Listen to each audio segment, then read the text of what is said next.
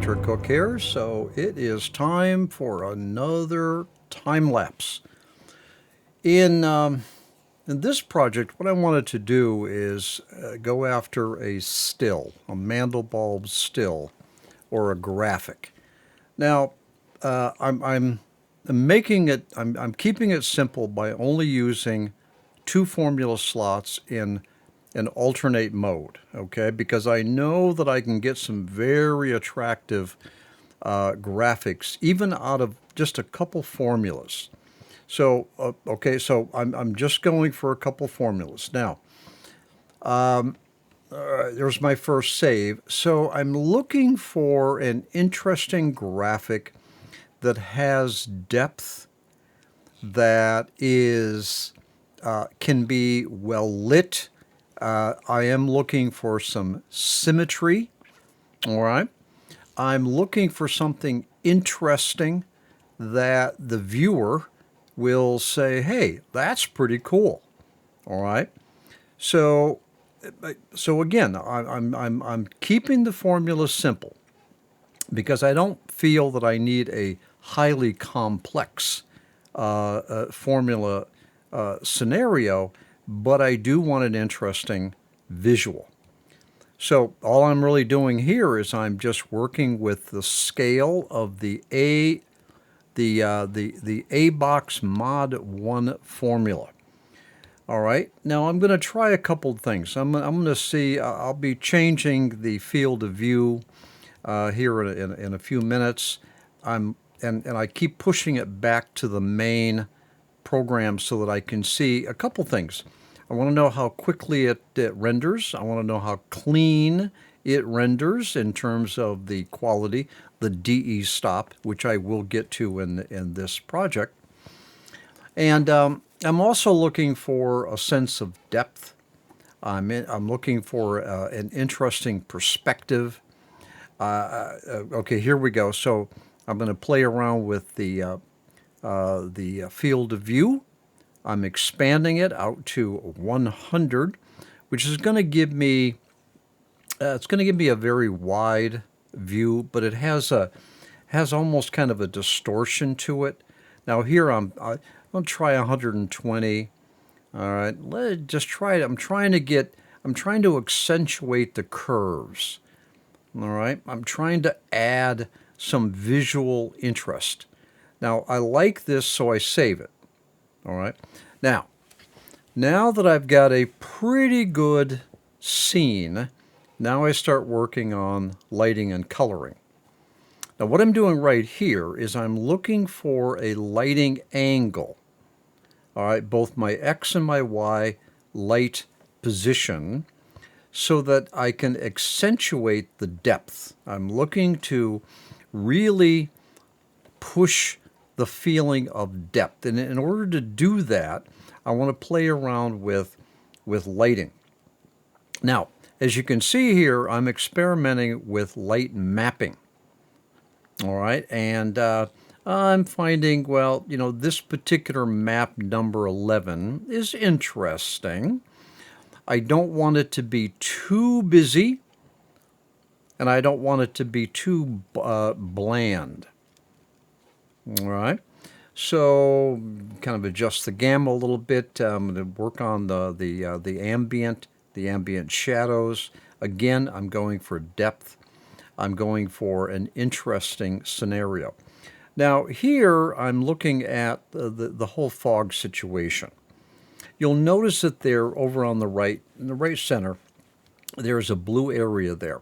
Now I don't have enough transparent background to do much of anything with. So what I've elected to do is to make this background black.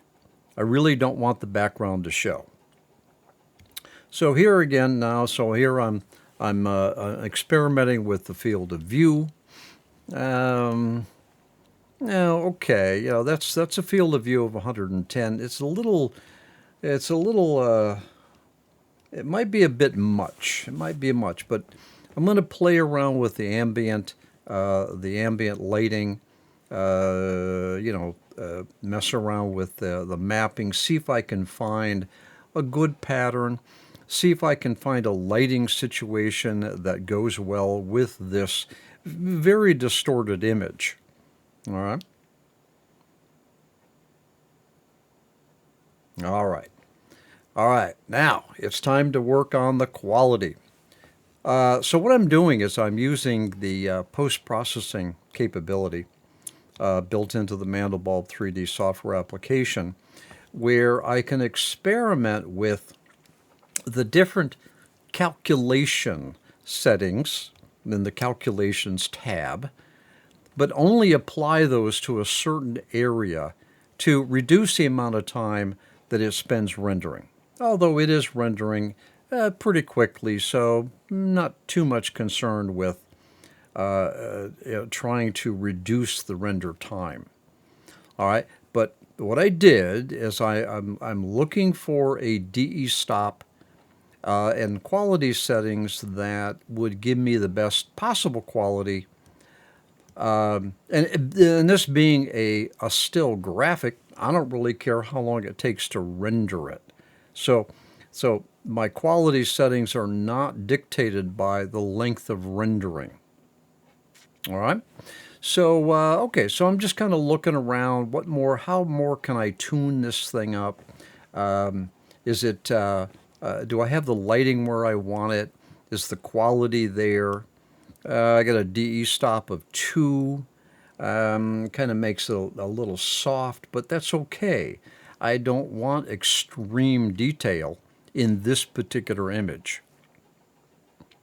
All right, so now it's time to put a couple positional lights in the scene.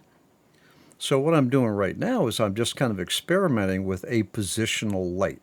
As you can see here, I'm trying to move it left and right, up and down, and even on the z-axis, that would be closer to me, further away from me, looking for a good use for this positional light. You notice that the little white dot there, that's only to tell me where the light is. I'm going to turn that dot off when I'm done. I'm looking for a good positional light that would highlight a certain area of the image. All right, now I'm going to do this again with a second positional light. Again, pretty much the same intensity, pretty much the same color. And now I'm kind of thinking, well, I kind of want the thing to be balanced. So I'm going to put a positional light over on the left. All right, and then I'm going to turn off that little white dot. All right, and adjust the intensity, adjust the color a little bit there. Good. Now, and I just turned off the little white dot.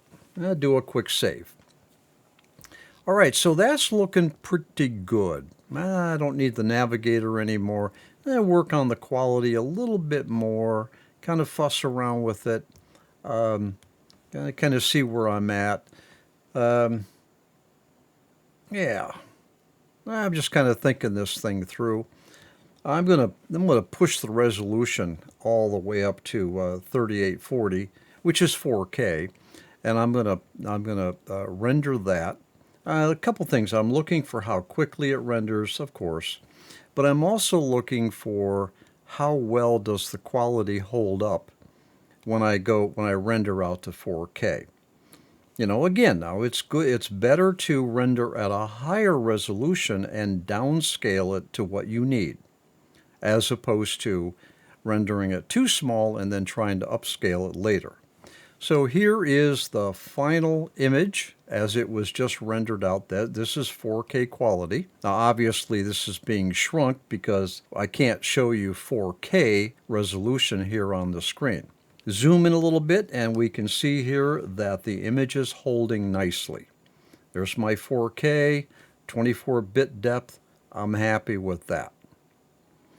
So this is our final image. It has depth to it. It's symmetrical but yet interesting. The distortion is quite interesting. It looks as if you're moving into the center of this thing. All right, the shadow areas, we still have some visibility down in the depths of it. That's good. As a matter of fact, way down in depth there, we still have some images, some image material that's showing up.